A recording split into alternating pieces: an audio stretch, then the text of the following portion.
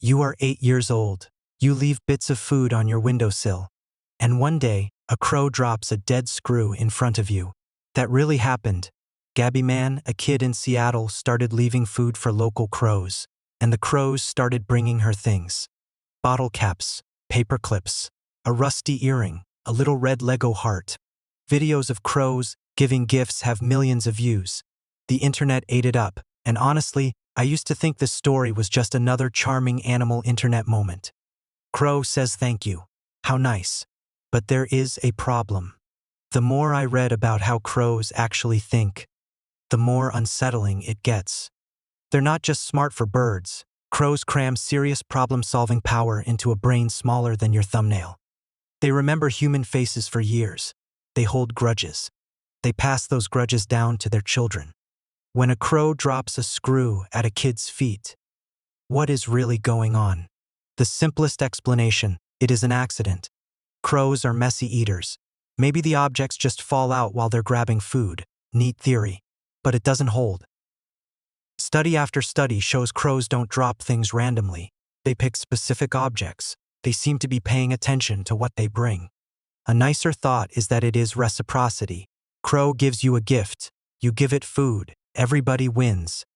There is even a word for it in biology. Reciprocal altruism. It exists in vampire bats, in chimpanzees, maybe in crows. But here is the catch. Crows don't trade. A crow that brings a gift doesn't wait for food. It doesn't check. It just leaves the object and flies off. That is not how barter works. The third idea is the one researchers are most excited about.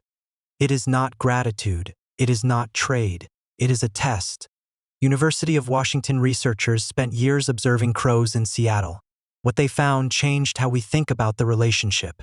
Here is the weird part. The objects weren't dropped randomly. They were dropped selectively.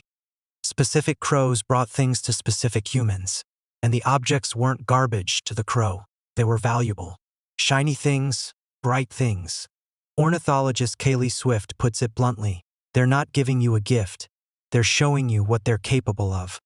What looks like a thank you may actually be a recruitment pitch.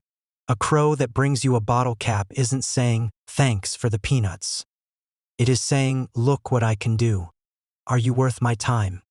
Think about that. The crow isn't the one being evaluated, you are. Which is exactly why the gift-giving behavior fits into a broader pattern that scientists call social testing. Crows test each other all the time. They drop food in front of other crows to see who steals it. They watch from a distance to see who is trustworthy.